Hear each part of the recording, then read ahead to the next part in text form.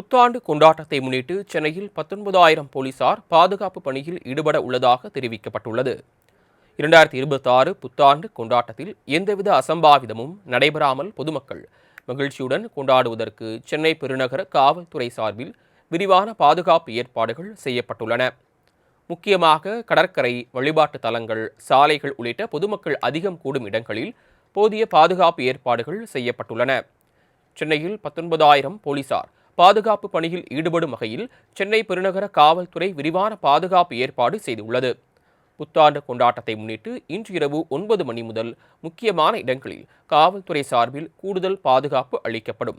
மயிலாப்பூர், திருவல்லிக்கேணி, தியாகராய நகர், அடையாறு, அண்ணா நகர், கொளத்தூர் மற்றும் கோயம்பேடு உள்ளிட்ட 425 இடங்களில் வாகன தணிக்கை குழுக்கள் ஏற்படுத்தப்பட்டுள்ளது. இருசக்கர வாகன பந்தயம் தடுப்பு நடவடிக்கையாக 30 கண்காணிப்பு சோதனை குழுக்கள் அமைக்கப்பட்டுள்ளன.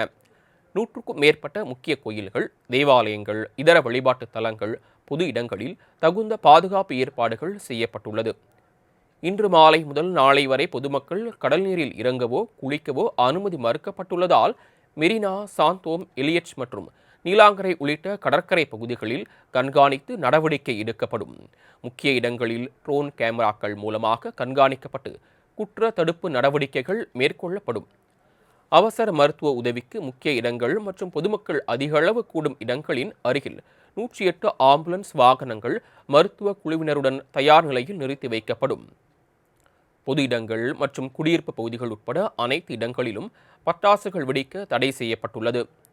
அடுக்குமாடி குடியிருப்புகளில் அதிக சத்தம் எழுப்பும் ஒலிபெருக்கிகளை பயன்படுத்தி புத்தாண்டை கொண்டாடுவதற்கும் தடை விதிக்கப்பட்டுள்ளது.